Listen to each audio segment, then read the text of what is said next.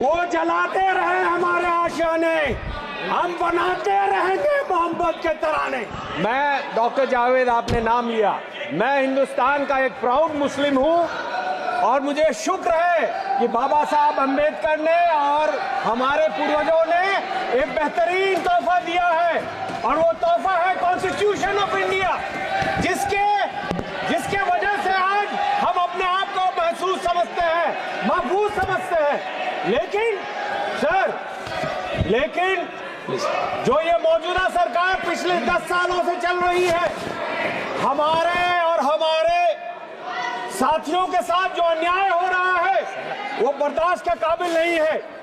आज हमसे डिस्क्रिमिनेट किया जा रहा है, हमारे लोगों को पब्लिकली अब्यूज किया जा रहा है, हमारे साथ लिंचिंग की जा रही है, मारा जा रहा है, हमारे बुजुर्गों को दाढ़ी से नोचा जा रहा है, हमारे लोगों को नमाज पढ़ते हुए लात मारी जा रही है, हमारी जमीनों को छीनी जा रही है, हमारी दरगाहों पे कब्जा की जा रही है, हमारे बच्चों से एक ऐसा शब्द बुलवाना चाहते हैं जो नहीं बोलते और नहीं बोलने के कारण उस पर अत्याचार होता है।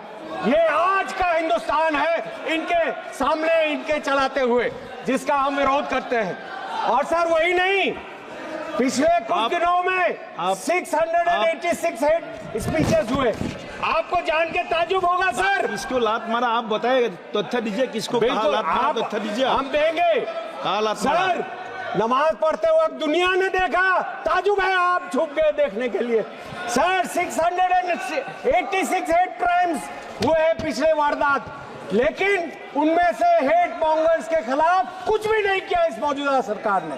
और किसके खिलाफ कर रहे हैं कार्रवाई? उनके खिलाफ जो विसल ब्लोअर हैं, उनके खिलाफ जो न्यूज देते हैं, सोशल मीडिया कहता है। मीडिया तो बिका हुआ, हम सब जानते हैं, इन्हीं के कंट्रोल में है। लेकिन और वही नहीं, हमारे ट्राइबल्स के खिलाफ उनकी जमीनें, उनकी फॉरेस्ट छीनी जा रही हैं। 10,000 से ज्यादा केसेस दिए गए उनके। सर हमारे 2011 के सेंसस 2011 के सेंसस के हिसाब से 12.2% मुसलमानों की आबादी है। और आपको जान के ताजुब होगा कि 54 मिनिस्ट्रीज में 11,131 ऑफिसर्स में मुसलमान सिर्फ 171 है, जिसका परसेंट 1.6 है। यहाँ हमको जो हमारे हिसाब से मिलना चाहिए वो नहीं मिलता। लेकिन अगर जेलों में आप तादाद देखेंगे तो मुसलमानों की तादाद 31 है, उसमें ज्यादातर इंडर ट्रायल है जिनको जबरदस्ती भरा गया है। हमारे स्टूडेंट्स को, हमारे एक्टिविस्ट को इनको निकालना होगा। पिछले 10 सालों में हमने देखा, पहले राइट्स हुआ करते थे, ये अब राइट्स मैन्युफैक्चर करते हैं, लोग बुला के भेजते हैं। और अब संभल में हमने देखा, जब लोग नहीं मिल रहे तो प्रशासन ने गोली चलवाई। हम ये बर्दाश्त नहीं करेंगे। हम ये नहीं जानते कि ये कब समझेंगे कि संविधान सबके लिए है। ये संविधान हम सबके लिए बराबर है। सबसे अफसोस की बात है कि आर्टिकल 26, आर्टिकल 15 में हमें अपने जगहों का हमें इजाजत दे देता है, हमें अपने जो इदारे हैं उसको चलाने का इजाजत देता है। लेकिन ये वक्फ अमेंडमेंट बिल लाके ये चाहते हैं कि बैकडोर से हमारी जमीनें छीन लें। हमारी जो प्रॉपर्टीज हैं, जो हमारे पूर्वजों ने दान किया, गरीबों के लिए, मिस्किनों के लिए, बेवाओं के लिए, जरूरतमंदों के लिए, उसको वो छीनना चाहते हैं। और इनकी एजेंसीज बोलती है कि हम जहाँ चाहेंगे उसको वक्त मिल देंगे। आप जानते हैं सर, और मीटिंग अभी जेपीसी चल रहा है, आपको जान के ताजुब होगा कि यहाँ पे नॉन स्टेक होल्डर्स को बुलाया जा रहा है। क्यों बुलाया जा रहा है उनको? क्या योगदान है उनका? सर यही नहीं, सबसे अफसोस की बात यह होती है जब आदरणीय प्रधानमंत्री जी कहते हैं सबका साथ, सबका विकास और सबका प्रयास। किशनगंज सर सबसे डिप्राइव्ड एरिया हिंदुस्तान का। हिंदुस्तान की जीडीपी $2600 है और 5% लोगों का अगर इनकम हटा देंगे तो हमारी जीडीपी है 1100 per capita, sorry $1100, which is lower than the sub Saharan desert countries.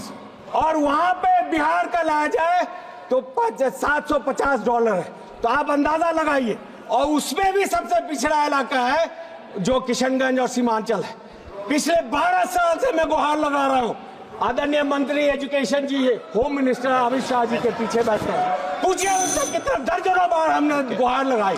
जो यूपीए सरकार ने, मनमोहन सिंह जी ने, सोनिया गांधी जी ने तोहफा दिया, आप उसमें अभी तक क्यों फंड नहीं दे रहे? धन्यवाद जी। क्यों कहते हैं कि हमारा अभिजीत गंगोपाध्याय जी, आप चाहते हैं कि सिर्फ हम मजदूरी करें? सदस्य अभिजीत गंगोपाध्याय जी, चाहते हैं कि हमें तालीम मिले? आप समाप्त कीजिए। क्या आप नहीं चाहते कि हिंदुस्तान के ग्रोथ में हमारा अभिजीत गंगोपाध्याय जी।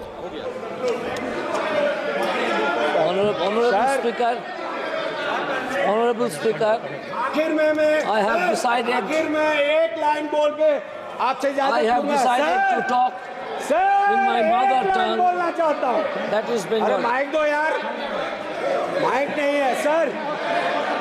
सर, आप कंटिन्यू करो। वो चलाते रहे हमारे आशियाने। Sir, we are together in JPC.